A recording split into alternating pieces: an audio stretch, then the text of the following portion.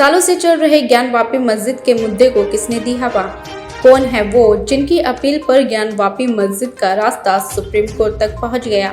हमारी इस रिपोर्ट में हम आपको उन 5 महिलाओं के बारे में बताएंगे जिनकी याचिका पर मस्जिद बनाम मंदिर का मुद्दा फिर गूंज उठा। नमस्कार, मैं हूं वर्षा कोहली और आप देख रहे हैं राष्ट्रवन न्यूज। बाबरी मस्जिद के बाद अब ज्ञानवापी मस्जिद का मुद्दा भी सुप्रीम कोर्ट तक पहुंच चुका है, जिसके चलते एक बार फिर 2 पक्षों के लोग आमने सामने आ गए। वैसे तो इस परिसर को लेकर सालों से विवाद चल रहा है, लेकिन जब कोर्ट ने सर्वे का आदेश दिया तो इस मामले ने तुल पकड़ लिया। बता दें कि वाराणसी के ज्ञानवापी परिसर में सर्वे का काम सोमवार को पूरा हो गया। सर्वे खत्म होने के बाद दोनों पक्ष अपने अपने दावे करने लगे। एक और हिंदू पक्ष का दावा है कि मस्जिद के वजूखाने में 12.8 फीट व्यास का शिवलिंग मिला है, तो वहीं मुस्लिम पक्ष इस तरह की किसी भी चीज के मिलने के दावे को खारिज कर रहा है। बता दें कि ये सर्वे वाराणसी कोर्ट के आदेश पर हो रहे थे। अब किसके वादे में कितनी सच्चाई है, इसका पता तो मंगलवार को चल सकता है, जब सर्वे करने वाली टीम अपनी रिपोर्ट कोर्ट को सौंपेगी।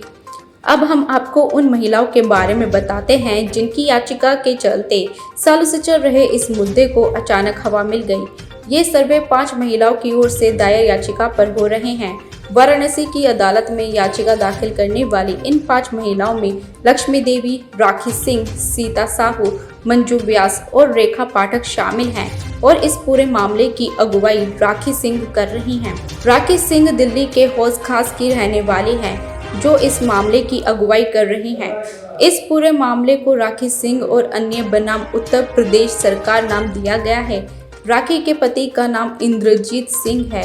इनका दूसरा घर लखनऊ के हुसैनगंज में है। लक्ष्मी देवी ज्ञानवापी मामले की दूसरी याचिकाकर्ता है। लक्ष्मी वाराणसी के महमूरगंज इलाके की रहने वाली हैं। पति डॉक्टर सोहन लाल आर्य ने भी 1996 में ज्ञानवापी को लेकर अदालत में एक मामला दर्ज कराया था।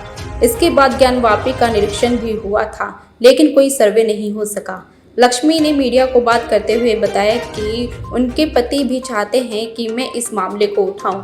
ये मां श्रृंगार गौरी का मुद्दा है, इसलिए मैंने याचिका दायर की। सीता साहू वाराणसी के चेतगंज की रहने वाली हैं, जो इस मामले की तीसरी याचिकाकर्ता है। सीता समाज सेविका हैं। पति का नाम बाल गोपाल साहू है। सीता का कहना है कि वे कई बार मां श्रृंगार गौरी की पूजा करने आ चुकी हैं। उनका दावा है कि मां श्रृंगार गौरी का मंदिर मस्जिद के अंदर बना है, लेकिन हम लोग अंदर नहीं जा सकते, इसकी अनुमति नहीं है, सिर्फ बाहर से पैर छू पाते हैं। हमारी आराध्य देवी का मंदिर मस्जिद के अंदर है, इसे अब कब्जा मुक्त करवाना है। ज्ञानवापी मामले में चौथी याचिकाकर्ता मंजू व्यास भी वाराणसी की रहने वाली हैं।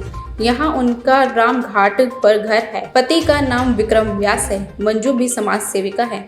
वो कहती हैं कि रोजाना मां श्रृंगार गौरी के दर्शन की अनुमति होनी चाहिए। अभी हम लोग चौखट के दर्शन करके लौट आते हैं। तो वहीं 5वीं और आखिरी याचिकाकर्ता रेखा पाठक भी वाराणसी की रहने वाली है। रेखा का घर वाराणसी के हनुमान फाटक के पास है। पति का नाम अतुल कुमार पाठक है। रेखा कहती हैं, ज्ञानवापी हम सभी के साथ आस्था का केंद्र बिंदु है। इस पर कब्जा हुआ है, इससे छुड़ाने तक ये लड़ाई जारी रहेगी। इस मामले पर रेखा बताती है कि उनके साथ याचिका दायर करने वाली अन्य महिलाएं उनकी सहेली हैं। सभी की मुलाकात काशी विश्वनाथ में दर्शन के दौरान हुई थी। मंजू बताती हैं, हम 5 महिलाएं मंदिर में मिली और सहेलियां बन गई। हम सत्संग करते हैं। हम सबने मिलकर सोचा कि कोई ऐसा काम करे कि मां श्रृंगार गौरी का मंदिर खुल जाए और रोजाना उनके दर्शन हो सके। बता दें कि इस दायर याचिका में 6 मई को कमिश्नर की ओर से सर्वे शुरू हुआ लेकिन खत्म नहीं हुआ। 7 मई को अंजुमन इम्तियाज मस्जिद कमेटी ने अदालत में प्रार्थना पत्र देकर एडवोकेट कमिश्नर बदलने की मांग कर दी। वहीं दूसरे पक्ष की ओर से ज्ञानवापी मस्जिद की बैरिकेडिंग के अंदर तहखाने समेत अन्य उल्लेखित स्थानों का निरीक्षण करने का स्पष्ट आदेश देने की अपील की गई।